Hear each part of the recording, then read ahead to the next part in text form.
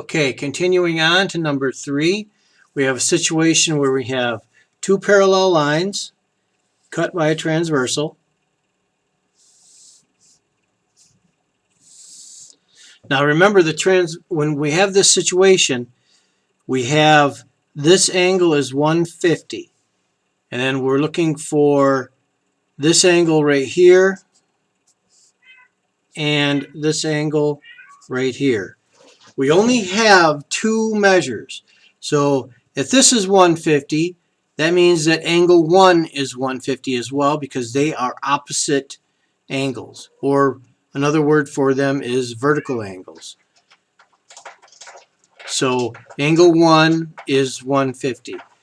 Now, so what would be, in order to find angle 2, I need to know what the other angle is. So this angle is 180 minus 150. So that angle right there would be 30. Now, angle 2 is equal to angle this angle right here, which is 30, because they are corresponding angles. They're both on the same side of the transversal, and they're both above the parallel line, so they are equal. So angle 1 is 150, and angle 2 is 30. Now number 4,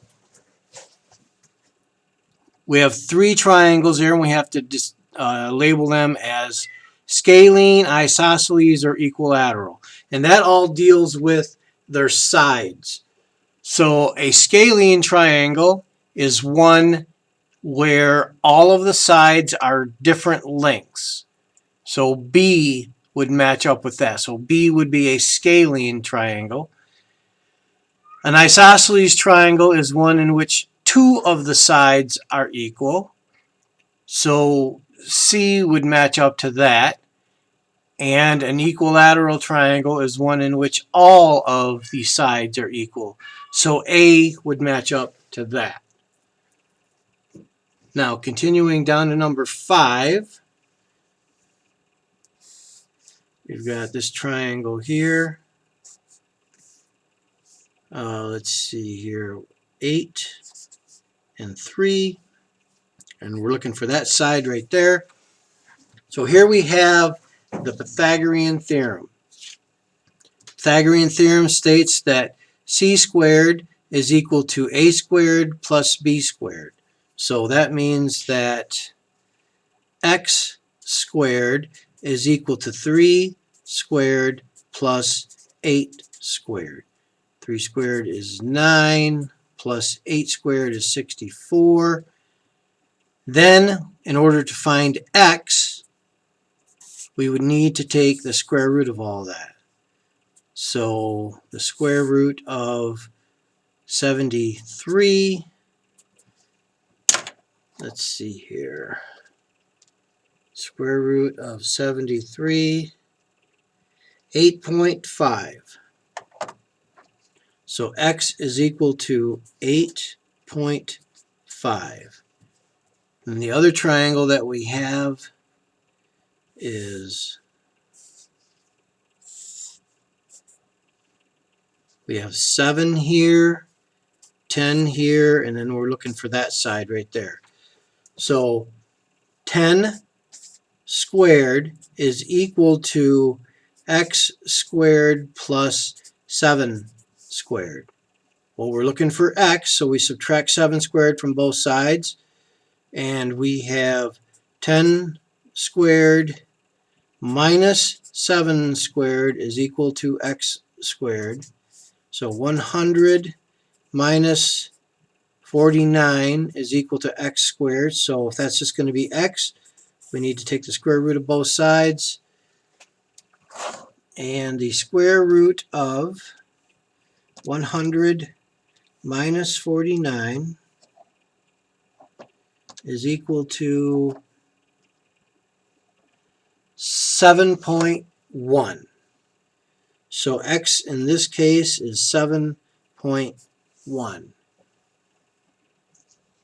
The Pythagorean theorem. We've been doing that quite a bit.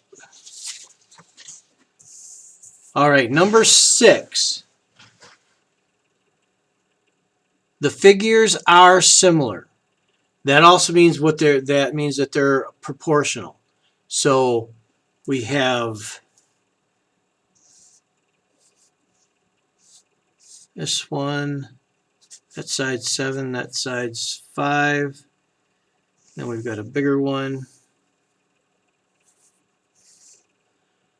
Oh, 17.5 for that side. And then this is the side we need to find. Now there are more than one way. There's more than one way to set this proportion up.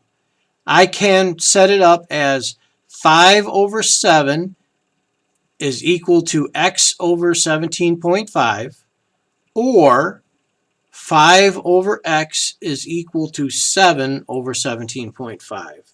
So let's go with the first one. So 5 over 7 is equal to x over 17.5. Solving for x, so I cross multiply. So I have 7 times x is equal to 5 times 17.5. Divide by 7. Divide by 7. So x is equal to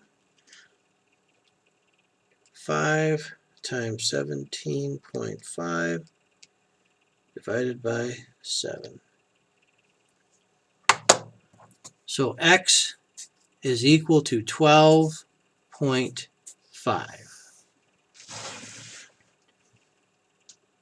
Number 7, we need to find out what the sum of those interior angles are.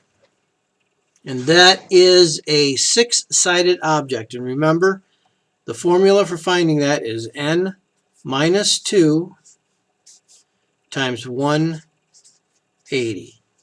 So n is 6. So 6 minus 2, that's 4.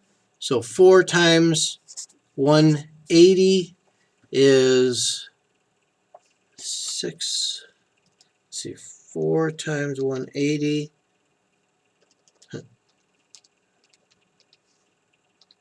720. So the interior angles of that object, a 6-sided object, add up to be 720.